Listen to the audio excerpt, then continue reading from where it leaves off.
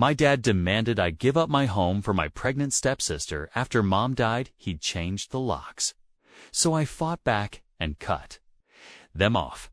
I'm a 28-year-old single guy living in the house my mom left me when she passed 5 years ago. It's a modest 3-bedroom in a quiet neighborhood, not flashy, but comfortable. Most importantly, it's from my mom. She worked her whole life for this place, and when she was gone, she made sure I knew it was meant to give me stability. This house isn't just a roof over my head, it's her legacy. My mom was the only steady parent I had growing up. She wasn't perfect, but she was always there when I needed her. My dad, on the other hand, checked out after the divorce. His new wife became the center of his world. And her daughter, let's call her Savannah, was treated like royalty. Savannah is 25 now and pregnant. I don't have a problem with her being pregnant. That's not the issue. The problem is, she's one of those people who thinks the world owes her something. Her mom and my dad have been feeding her ego since we were kids. Savannah wants something, she gets it. Whether it's a new car, expensive vacations, or random things she decides she wants, they bend over backward to keep her happy. A total, I want it. But I've made it clear, I like my space. The house is my sanctuary, where I can live without anyone interfering. I have a decent job, some good friends, and a simple routine. I'm not rolling in money, but I'm stable, and that's more than a lot of people can say these days. For now, it's just me in the house, and honestly, I like it that way. No roommates, no dramage, just peace and quiet, exactly what I needed. After my mom passed away, now back to Savannah. A few months ago, her boyfriend, some guy named Tyler, left her. Honestly, I saw it coming from a mile away. He always seemed like the type to bail when things got serious. Savannah didn't seem too broken up about it, though. From what I heard, she went straight back to her mom and my dad, where she was immediately babied and spoiled all over again. They cooked for her, bought her maternity stuff, and basically treated her like she was made of glass. I didn't think much of it at first. That was their business, not mine. But then, out of nowhere, my dad calls me and says he wants to talk. This isn't something he does often, so I figured it must be important. I head over to their place. And as soon as I walk in, I can tell something's up. My dad and his wife are sitting at the kitchen table, and Savannah's there too, rubbing her belly, trying to remind everyone she's pregnant. They started with meaningless small talk, the kind where you know they're stalling. My dad asked how work was going, and his wife nodded along like she cared. But it didn't take long before they cut to the chase. My dad started saying Savannah needed a stable place to live, because their house was too cramped with the baby coming. Before I could respond, his wife jumped in, her tone sharp but coated in fake concern. She said, "Since you're living alone in that big house, and you're not married or anything, for the baby, and you're not exactly tied down to anything serious, you could easily find something smaller and more practical for yourself." It wasn't a suggestion, it was a declaration. Like they'd already decided this was the plan, and I just needed to fall in line. My dad chimed in, saying they'd even looked into some apartments for me, as if doing the research made their demand more reasonable. I couldn't believe it. They were clearly dropping hints, screaming that my life didn't matter, that my house was just a spare room they could shuffle people into when it suited them. As if being unmarried or childless meant I wasn't really using my life or home the right way. At first, I thought I must have misheard them. I mean, who says something like that? Apparently, they'd been planning this for a while, just waiting for the right moment to bring it up. I told them straight up, no. Obviously, this house isn't just a piece of property to me. It's my home, and it's one of the last connections I have to my mom. The idea of giving it up, especially for someone like Savannah, is just absurd. I tried to explain that, but they weren't listening. They kept going on about how family helps family, and how I don't really need all that space since I don't have a family of my own. It felt like talking to a wall. No matter what I said, they just kept pushing. It was like talking to a wall. No matter what I said, they just kept pushing. Savannah barely spoke during the conversation, but the smug look on her face said it All she was confident they'd wear me down and get what they wanted. That's how it's always been with her. She's used to people folding and giving her exactly what she demands at one point. I turned to her and asked, "Savannah, do you really want to live in my house? I mean, seriously, this is my home, my space. Why don't you take one of those apartments you guys so kindly looked up? You've already done the legwork. Why is it suddenly ridiculous for you to use those options but okay to take mine?" She just blinked at me like the idea of her being the one to compromise was completely foreign. Her mom jumped in with her syrupy voice, saying, "Oh, honey, you don't understand. Savannah needs stability. An apartment won't provide the same comfort and space for her and the baby." I laughed bitterly. "So my stability doesn't matter. My comfort doesn't count. You guys are unbelievable. You walk in here demanding I uproot my entire life for Savannah's sake, and you expect me to just roll over and say yes." Savannah didn't flinch. She just sat there with her arms crossed. That smug look plastered on her face like she'd already won. She wasn't even trying to argue, leaving her mom and my dad to do all the dirty work for her. It was clear she didn't think she needed to explain herself. In her mind, it wasn't a request. 'Twas an inevitable outcome. Her mom jumped in again, her voice sharp and condescending. "It's not about your comfort. This is about what's best for the family. Savannah is bringing a new life into this world. Don't you think that's a little more important than your need for space? You're a grown man. You don't need a big house all to yourself. It's selfish to hold on to something that could give her and the baby a better start in life." I stared at her, stunned by the sheer audacity. "Selfish? You serious right now? You think I'm selfish for keeping what my mom left me? This isn't just some space I'm clinging to. This is my home, where I've built my life. And you're sitting here telling me I should just hand it over like it's nothing?" My dad sighed, clearly frustrated, and decided to jump in. "We're not asking you to give it up forever," he said, as if that somehow made it better. "Just think of it as helping Savannah get back on her feet. Once she's stable, maybe she can move out, and you can figure out something else for yourself. We're just trying to do what's best for everyone." "For everyone?" I snapped. "No, you're trying to do what's best for her. Let's not pretend this is about the family or doing what's right. This is about you bending over backward for Savannah, like you always do, and expecting me to clean up the mess. Guess what? I'm not playing along." Savannah's mom narrowed her eyes. "It's called being part of a family. Sometimes you have to make sacrifices for the greater good." "If your mother were here," I interrupted, my voice cold. "Don't you dare bring my mom into this. She knew exactly how you'd behave, and that's why none of you are even mentioned in her will. So don't sit here and tell me what she would have wanted, because you have no idea." They didn't say anything after that. My dad looked uncomfortable and went to do something else. Savannah just sat there, arms crossed, with that same smug expression. It was clear she thought I'd give in eventually. She didn't even try to argue or defend herself, just let her mom and my dad do all the talking like she was above having to justify this ridiculous demand to her. It wasn't a negotiation, it was just a matter of when, not if, they'd get their way. But this time, they were messing with the wrong person.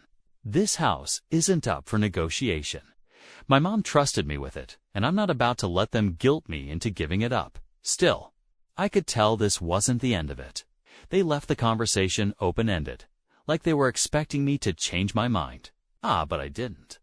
I thought maybe they'd cool off and realize how ridiculous the whole thing was after I explicitly said no to their faces. But that was just the beginning. My dad and his wife seemed to think persistence was the key, like if they kept bringing it up, I'd eventually cave. It started with small, passive-aggressive comments.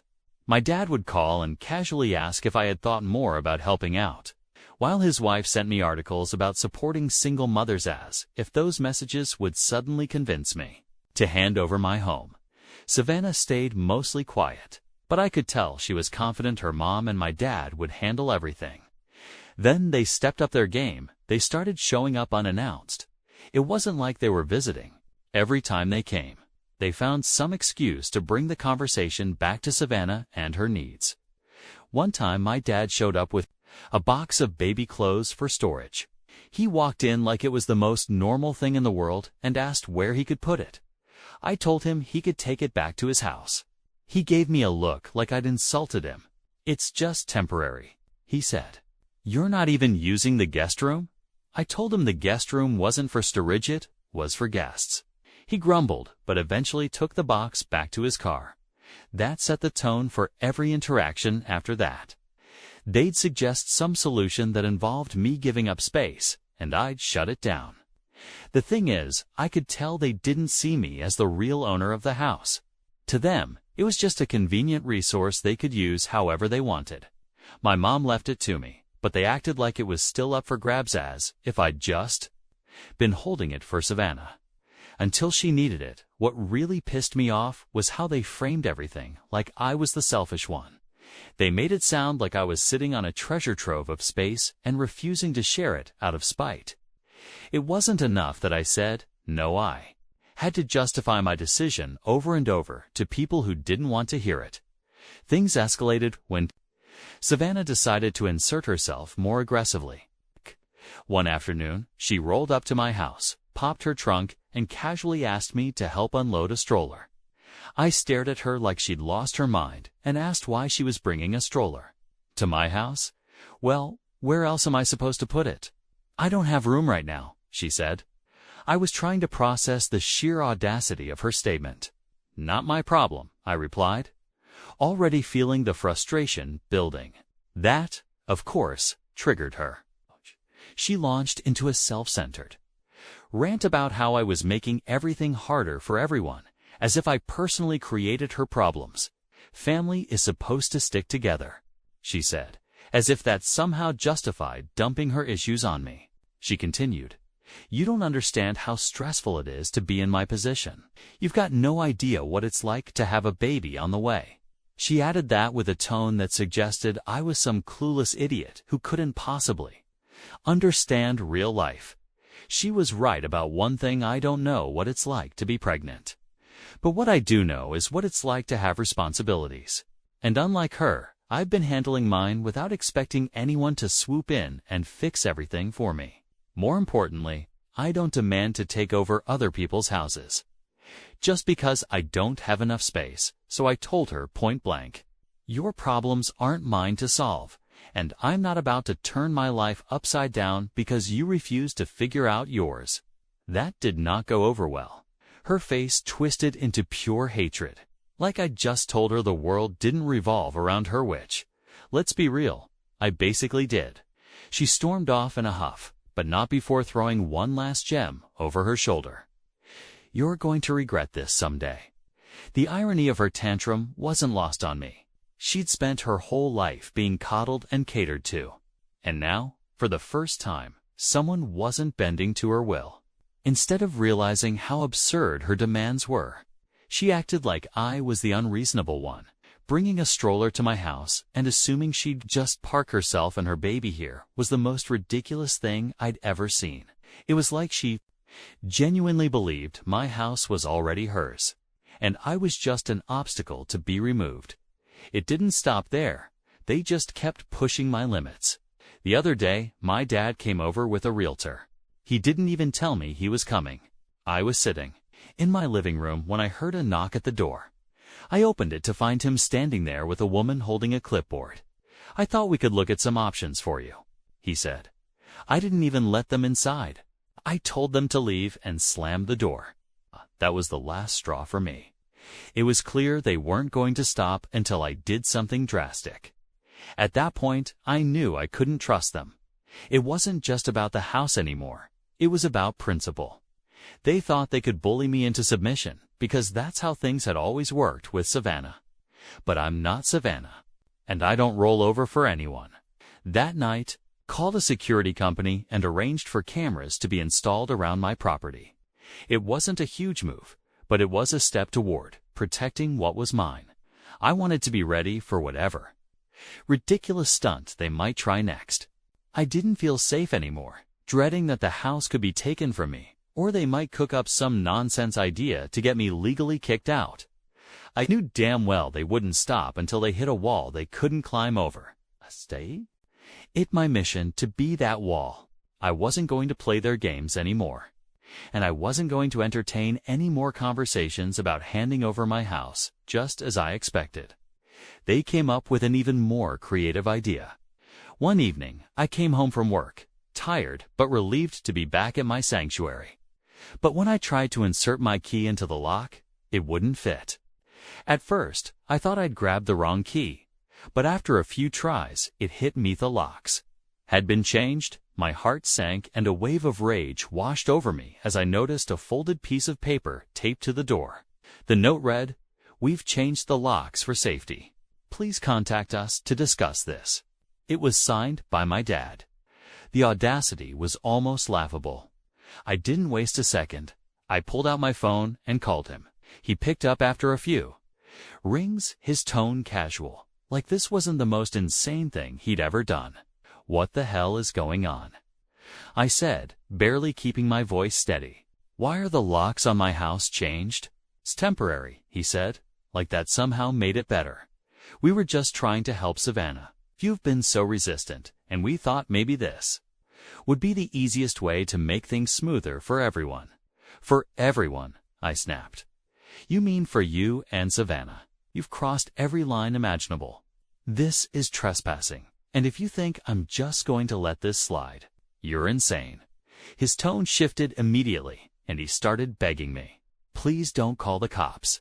Don't escalate this. It'll look bad for the family. Look bad for the family." I shot back. "You think that's my concern right now?" "Ush! What's going to happen? You're going to get whoever changed those locks to fix this immediately. Or I will call the cops and press charges for trespassing and attempted theft." There was a pause, and for a moment I thought he might argue with me. But he must have realized I wasn't bluffing because his tone softened. "Okay, fine. We'll fix it. But you're being so unreasonable. We're just trying to do what's best for Savannah and the baby. You know, this is a temporary solution." I ignored his attempt to guilt me. "You have until the end of the day to fix this, or the police will be involved. That's not negotiable." After some muttering and weak protests, he finally agreed. I hung up without another word, my hands shaking with anger. This wasn't just another overreach. It was a direct, calculated move to take what wasn't theirs. It was a blatant violation of my home, my boundaries, and my trust. A few hours later, the locksmith returned, and the locks were changed back. My dad didn't show his face, and neither did Savannah or her mom. I stood by the door the entire time, watching every move, making sure nothing was left undone. Once everything was back to normal, I sat down in my living room, staring at the walls of the house that had become my battlefield. This wasn't just another attempt to guilt me or push my limits. It was a declaration of war. I knew then that things weren't going to de-escalate on their own. If they were willing to go this far, there was no telling what they'd try next. But if they thought I was just going to roll over and let them have their way, they were in for a rude awakening. That night, I stayed up late, going through paperwork and making calls. I wanted to make sure there was no way they could pull something like that again. What really got to me was how they acted like this was normal. They genuinely thought they were entitled to my house. It didn't matter that my mom had left it to me or that I'd been living there for years. To them, it was just a house, something they could take if they wanted it badly enough.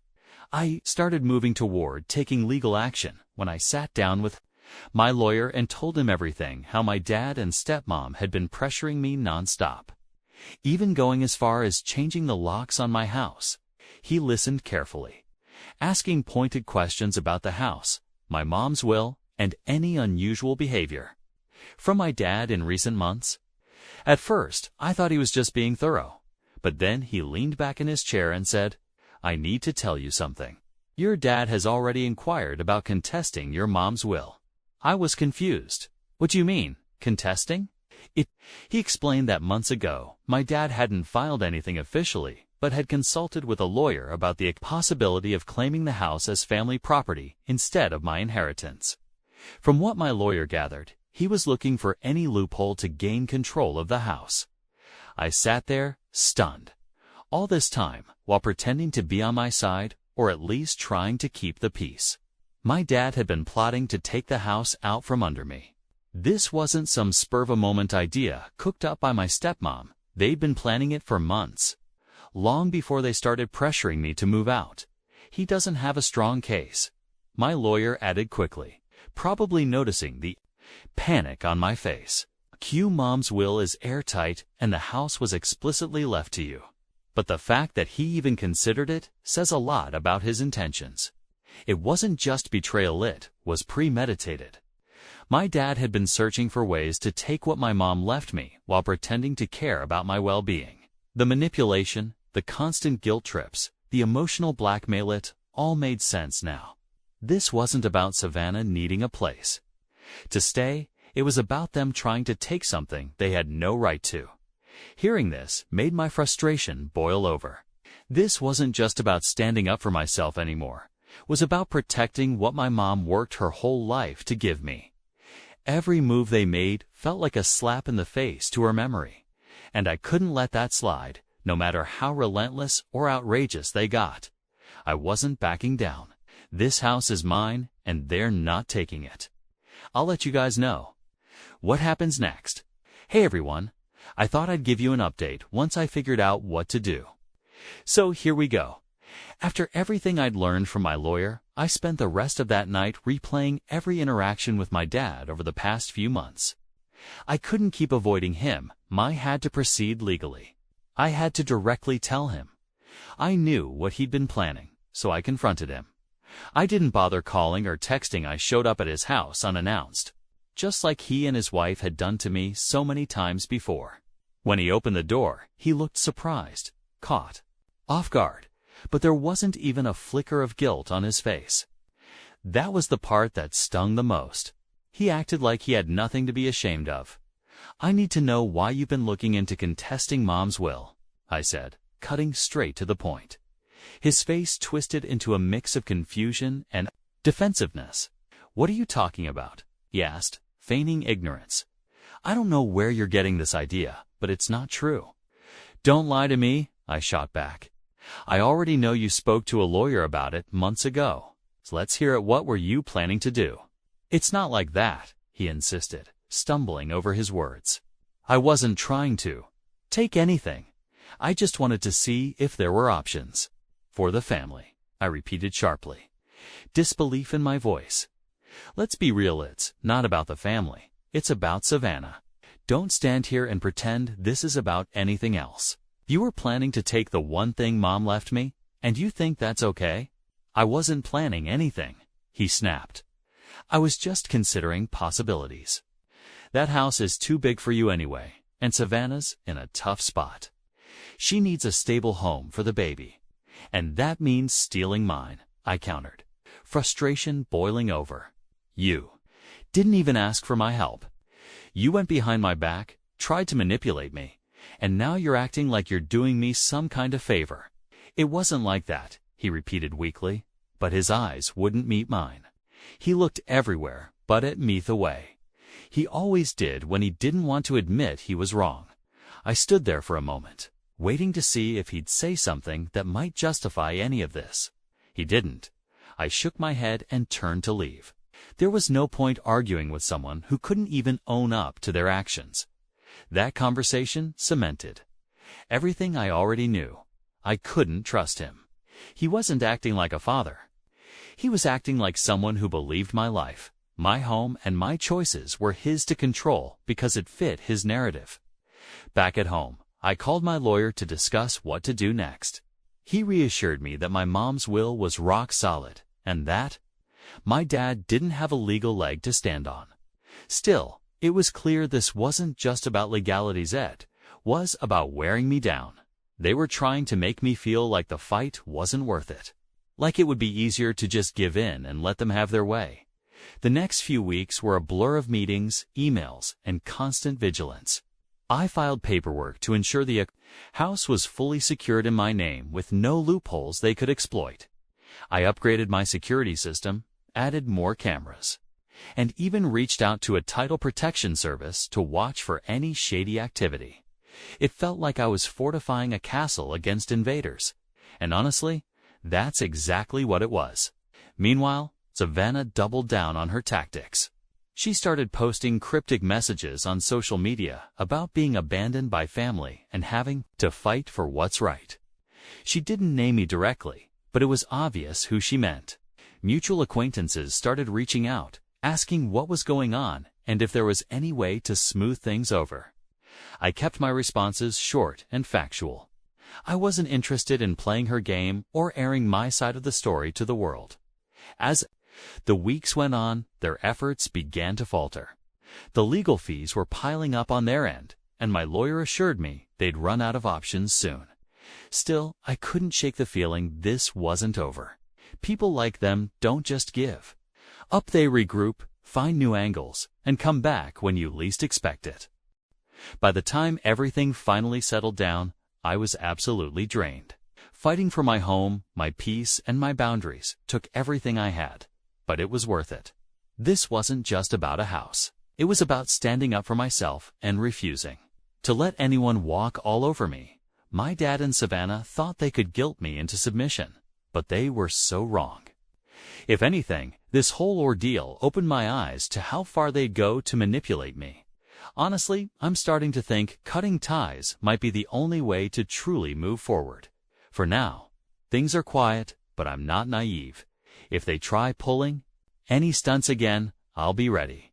If anything changes, I might come back with an update. Thanks for sticking around and hearing me out. If you've got any advice or just some solidarity to share, I'd love to hear it. Final update. Hey guys, I wanted to give you an update on everything that's happened since the last time I shared. It's been a wild ride, but I finally feel like I'm coming out on the other side of all this madness. I'm still in my house, thankfully, and it's staying that way. Let me break it down for you. After they tried every possible way to drag me out of the house, they backed off for a while. Weeks turned into months, and things went eerily quiet. No calls, no texts, and no random visits from Savannah or her mom.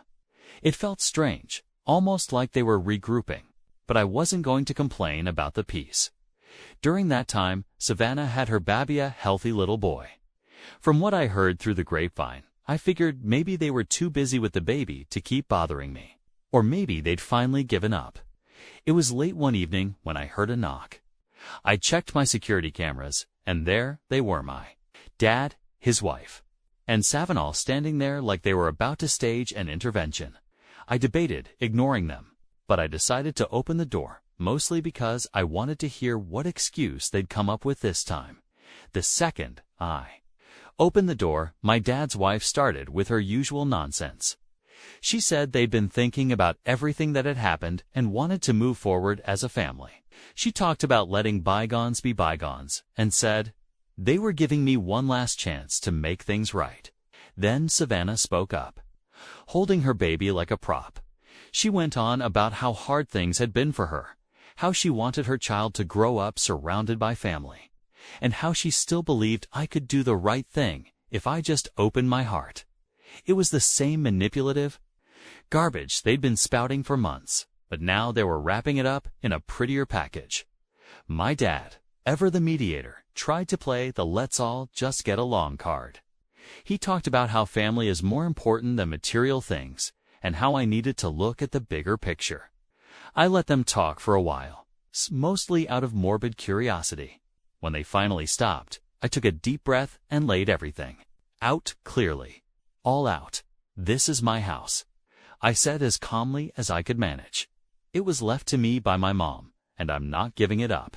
I've told you this before, and I'm telling you again, the answer is no. I don't care what kind of speech you've rehearsed or how you're trying to spin this. You're not getting the house, and that's final. That should have been the end of it, but of course, it wasn't. Savannah's mom immediately launched into accusations, shouting about how selfish I was, claiming I was putting material things over family and failing to fulfill my so-called duty. She threw out every argument she could think of, trying to paint me as the villain in the whole situation. Savannah jumped in next, following the same script as always. She cried about how hard I was making her life and how she couldn't believe I would abandon her and the baby in their time of need. She pulled out the classic line that I'd regret this one day, as if I'd somehow look back and wish I'd let them walk all over me.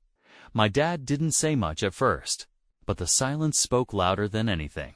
He stood there, watching the whole thing unfold, not even attempting to mediate or calm things down.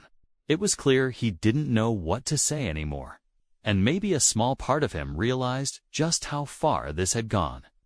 I wasn't in the mood to argue. They'd already crossed every line, and I wasn't about to let them drag me into another pointless shouting match. "You've already crossed every boundary I have," I said. "You've lied, manipulated, and tried to steal what's mine. And now you're back here acting like you're the victims. I'm done with this. Get off my property." But unsurprisingly, they didn't leave.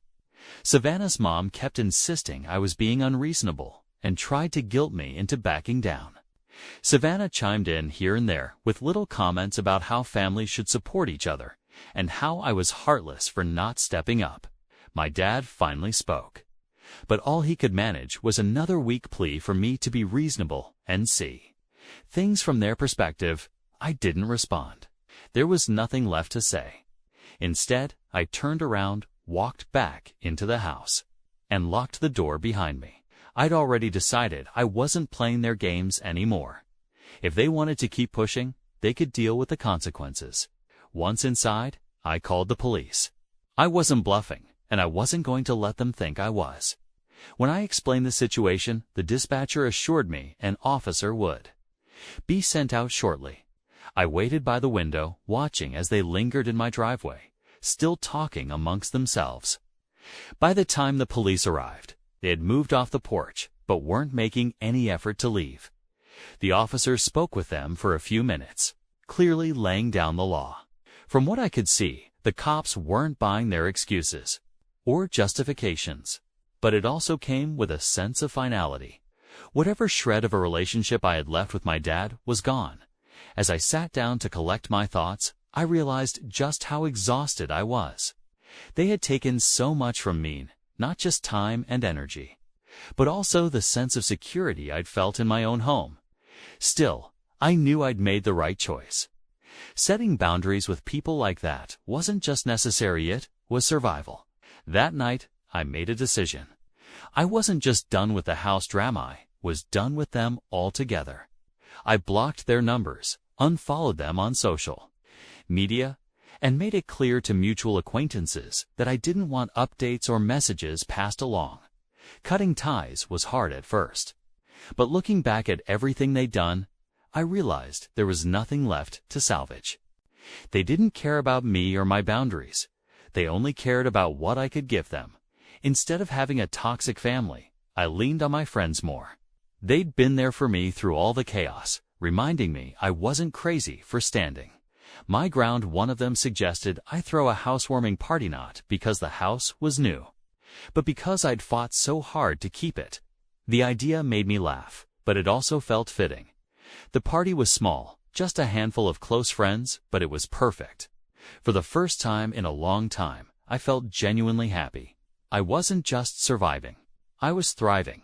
Looking back on everything, I'm proud of how I handled it. It wasn't easy, and there were moments I wanted to give up, but I didn't. I stood my ground and proved to myself that I'm stronger than I ever thought I could be. This house is more than just a place to live. It's a reminder of everything I fought for. It's a symbol of my independence, my resilience, and my ability to stand up for what's right, even when it's hard. If there's one thing I've learned from all of this, it's that family isn't about blood. It's about respect, trust, and mutual support. And if someone isn't willing to give you those things, they don't deserve a place in your life, no matter who they are. So, to anyone out there facing something similar, stand your ground, set your boundaries, and don't let anyone guilt you into crossing them. You don't owe anyone your peace, your stability, or your happiness. I've moved on from all of this now. I still live in my house, and every time I walk through the door, I'm reminded of what I've overcome. It's not just a house, it's home, and I'm not letting anyone take that away from me.